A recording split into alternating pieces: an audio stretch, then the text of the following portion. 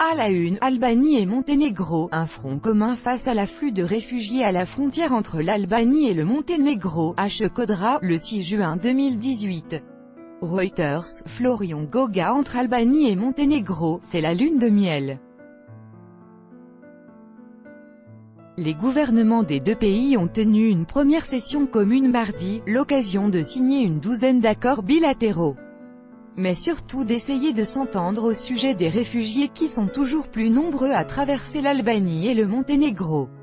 L'Albanie et le Monténégro affichent un front commun face à l'affluent de réfugiés. Erdogan est réélu dès le premier tour, et une majorité absolue au Parlement pour l'AKP et son allié nationaliste d'extrême droite. Au terme d'une campagne éclair de 50 jours, les élections du 24 juin se sont soldées par une déroute pour la gauche et les forces démocratiques.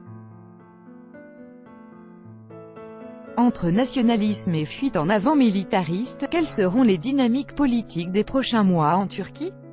Décryptage. Turquie, quel avenir après la victoire d'Erdogan et de l'AKP? Menaces de mort, attentats au cocktail Molotov, sans oublier le risque d'être arrêté aux frontières de la Serbie pour participation à des forces armées étrangères.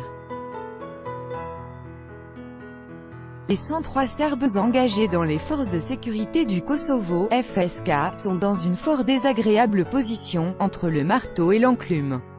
Ces derniers mois, les pressions augmentent pour les pousser à la démission. Belgrade pousse les Serbes à quitter les forces de sécurité du Kosovo. La phase finale du dialogue entre Belgrade et Pristina a commencé, mais elle n'implique que les présidents des deux États. Au Kosovo, Hashim Thaçi, sous le feu des critiques de l'opposition, n'a pas le soutien de la majorité au Parlement.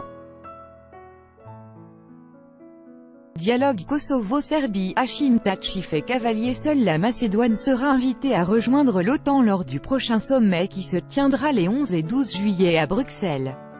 Toutefois, le pays est encore soumis à une condition s'il veut transformer l'essai, un référendum réussi à l'automne prochain sur l'accord conclu avec la Grèce. Après l'accord avec la Grèce, l'OTAN veut ouvrir ses portes à la Macédoine avec 10% des suffrages aux élections législatives du 3 juin. Le parti de la gauche radicale, Združna Levica, a confirmé son importance sur la scène politique slovène.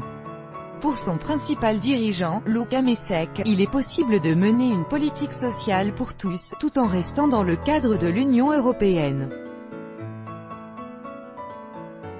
Blocage politique en Slovénie, une alternative de gauche. Des milliers de femmes roumaines seraient quasiment réduites en esclavage dans les plantations de tomates de la région de Raguse, en Sicile.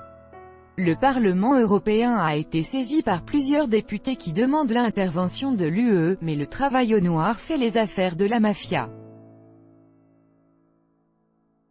En Sicile, les tomates de l'esclavage pour les travailleuses de Roumanie. Dénigrer les Roumains et la Roumanie serait bientôt un délit passible de peine de prison.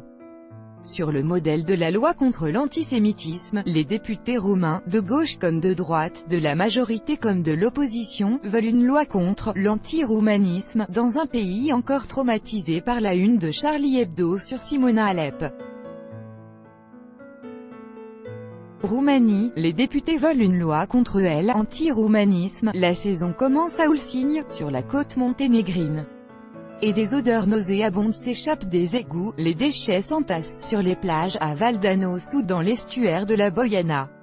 Les services municipaux sont débordés, et les autorités refusent de prendre la mesure du problème. Monténégro, à Ulcinj, le tourisme au défi des déchets. Le Monténégro fait très peu pour aider l'innovation, et Bind.me est quasiment la seule start-up du pays. Créée par deux jeunes chercheurs, elle vient de mettre au point un modèle de ruche intelligente et connectée qui pourrait permettre de mieux comprendre et d'anticiper les maladies qui frappent les colonies d'abeilles. Monténégro, une start-up crée des ruches intelligentes pour sauver les abeilles. Plus de 2800 centrales hydroélectriques pourraient être construites ces prochaines années sur les cours d'eau des pays des Balkans.